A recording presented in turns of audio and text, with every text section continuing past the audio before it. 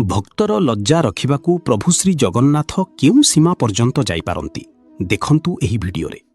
ପୁରୀ ପାଖରେ ଏକ ଛୋଟ ଗାଁରେ ଗୋପାଳ ନାମକ ଜଣେ ଗରିବ ଭକ୍ତ ରହୁଥିଲେ। ତାଙ୍କ ଘରଟି ମାଟିର, ଚାଳ ଛପର ମଧ୍ୟ ଜରାଜୀର୍ଣ୍ଣ ହୋଇ ଭାଙ୍ଗି ପଡ଼ିଥିଲା। କିନ୍ତୁ ତାଙ୍କ ହୃଦୟ ଭରି ରହିଥିଲା ମହାପ୍ରଭୁ ଜଗନ୍ନାଥଙ୍କ ଅତୁଟ ଭକ୍ତିରେ। ସେ ପ୍ରତିଦିନ ସକାଳୁ ଉଠି ଶ୍ରଦ୍ଧାରେ ଡାକନ୍ତି, ଜୟ ଜଗନ୍ନାଥ। ଘରେ ଖାଇବାକୁ ମୁଠେ ଚାଉଳ ନଥିଲେ ମଧ୍ୟ ଯାହା କିଛି ଥାଏ ସେଥିରୁ ସେ ପ୍ରଥମେ ଭଗବାନଙ୍କୁ ଭୋଗ ଅର୍ପଣ କରନ୍ତି। ଗାଁ ଲୋକେ ତାଙ୍କୁ ଦେଖି ପରିହାସ କରନ୍ତି, ନିଜ ପେଟକୁ ଦାନା ନାହିଁ, ହେଲେ ଭଗବାନଙ୍କୁ ଭୋଗ ଦେଉଛି।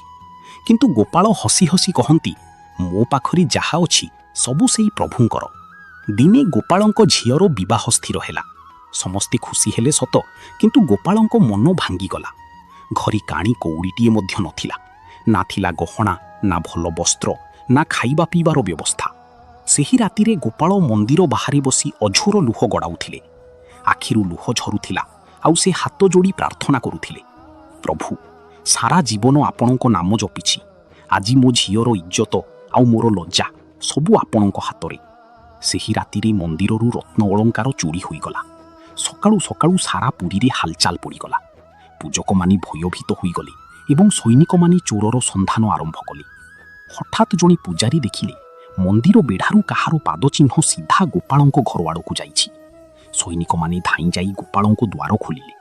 ଦୃଶ୍ୟଟି ଦେଖି ସମସ୍ତେ ସ୍ତବ୍ଧ ହୋଇଗଲେ। ସେଠାରେ ମନ୍ଦିରର ସମସ୍ତ ଗହଣା ଥୁଆ ହୋଇଥିଲା ଏବଂ ପାଖରେ ଥିଲା ଏକ ଚିଠି। ପୂଜାରୀ ଥର ଥର ହାତରେ ଚିଠିଟି ପଢ଼ିଲେ, ଯେଉଁଥିରେ ଲେଖା ଥିଲା, ମୋ ଭକ୍ତର ଝିଅ ବିଭାଘର ପାଇଁ ଆଜି ମୁଁ ନିଜେ ଚୋର ସାଜିଛି।